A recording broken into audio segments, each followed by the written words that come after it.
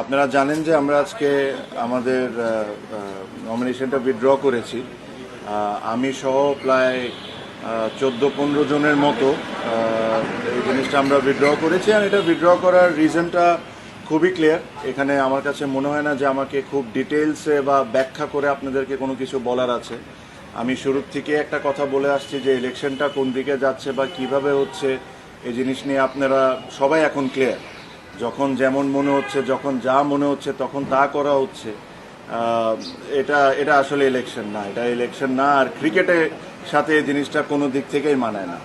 আপনারা I am sure যখন EC তালিকা দিবে যে আজকে কারা কারা উইথড্র করেছেন, তাদের নামগুলো আপনারা দেখলেই বুঝতে পারবেন যে তারা সবাই তাদের জায়গার থেকে হেভি ওয়েট, তাদের ভোট ব্যাংকও ইটস ভেরি স্ট্রং।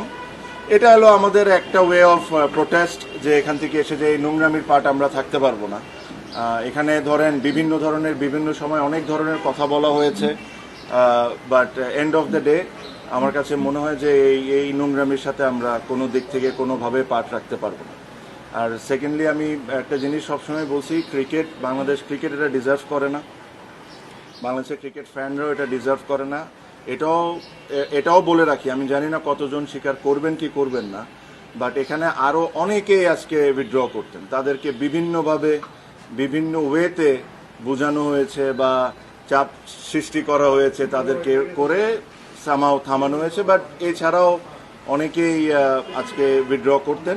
তাও 15 জন যদি আজকে করে থাকেন, যদি আমি রাইট হয়ে থাকি, এটা একটা সিগনিফিকেন্ট নাম্বার। অলমোস্ট 50% আপনার উইথড্র করে নিয়েছে। সো আমি এই বিষয়ে কোনো এক সময় ডিটেলসে আপনাদের সাথে কথা বলবো যে কি হয়েছে কি হয় নাই। আমি একটা জিনিসই বলবো যে যারা বোর্ডে আছেন তারা যদি এভাবে করে ইলেকশন করতে চান করতে পারেন, জিততেও পারেন। বাট আজকে ক্রিকেট 100% হেরে গেছে, এটা নিয়ে কোনো সন্দেহ নাই। আপনারা বলেন বড় গলায় যে বাংলাদেশে ফিক্সিং বন্ধ করা লাগবে, আগে ইলেকশনের ফিক্সিং বন্ধ করেন, পরে ক্রিকেটের ফিক্সিং বন্ধ করার চিন্তাটা করি। সো আমার এর চেয়ে বেশি কিছু বলার নাই। আমার কাছে মনে হয় যে এটা স্পষ্টভাবে ক্লিয়ার সবার কাছে, কারা কারা কোন সময় কারা কারা কোন ধরনের ইনভলভমেন্ট এখানে রেখেছেন, কি ধরনের ইন্টারফেরেন্স হয়েছে, নিয়ম ইচ্ছামতো কত সুবিধার মতো যে সময় দরকার ও সময় চেঞ্জ করা হয়েছে। আর এর সাথে কারা কারা জড়িত একদম স্পষ্টভাবে ক্লিয়ার। আমি এর চেয়ে বেশি আর কোনো কথা বলবো না, বাট ইনশাল্লাহ ভবিষ্যতে আমি এটা নিয়ে অবশ্যই কথা বলবো। আমি আমার স্পিচ এই কথাই বলে শেষ করব যে এই ইলেকশন বাংলাদেশ ক্রিকেট বোর্ডের জন্য একটা কালো দাগ হয়ে গেল।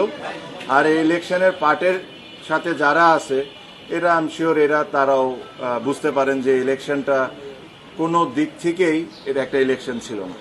So thank you. আমার তরফ থেকে আমার এর চেয়ে বেশি আর কোনো মেসেজ দেওয়ার নেই।